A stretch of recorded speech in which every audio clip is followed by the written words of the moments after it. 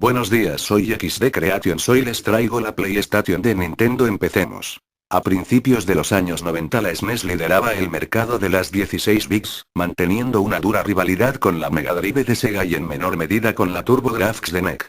Por aquel entonces la palabra multimedia sonaba a futuro, y se llegó a pensar que la compañía que dotase a su sistema de la capacidad de reproducir CDs podría alcanzar el liderato sin despeinarse. Así comenzó una de las batallas de marketing más duras de la historia de los videojuegos. Las revistas del sector se llenaron de noticias que no hacían más que crear e incrementar la expectación de los usuarios. El Turbo CD de NEC o el Sega CD de Sega prometían juegos con mejores gráficos, un sonido de cine y una duración nunca vista hasta la fecha. ¿Y Nintendo? Pues como buena previsora tenía unas bajo la manga desde hacía mucho tiempo.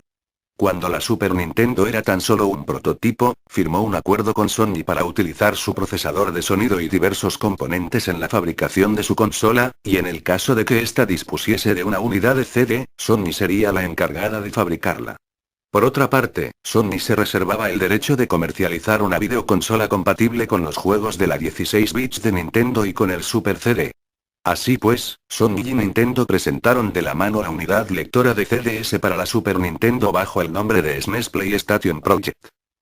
Pero este acuerdo entre las dos compañías niponas ponía en desventaja a Nintendo. Habían cambiado muchas cosas en los últimos años, y la Super Nintendo ostentaba una posición muy envidiable en el mercado.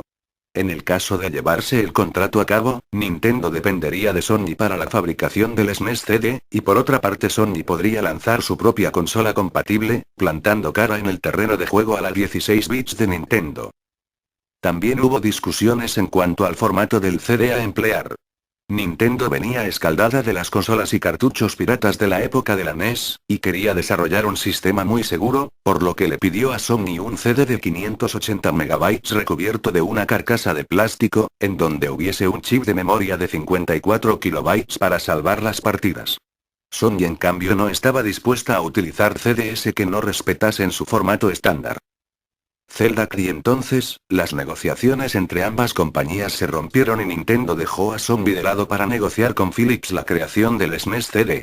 Entre ambas compañías llegarían a un acuerdo por el cual Philips desarrollaría el lector y lo haría compatible con su futura consola CDI, y además dispondría de algunas de las mejores licencias de la gran N como Zelda y Mario.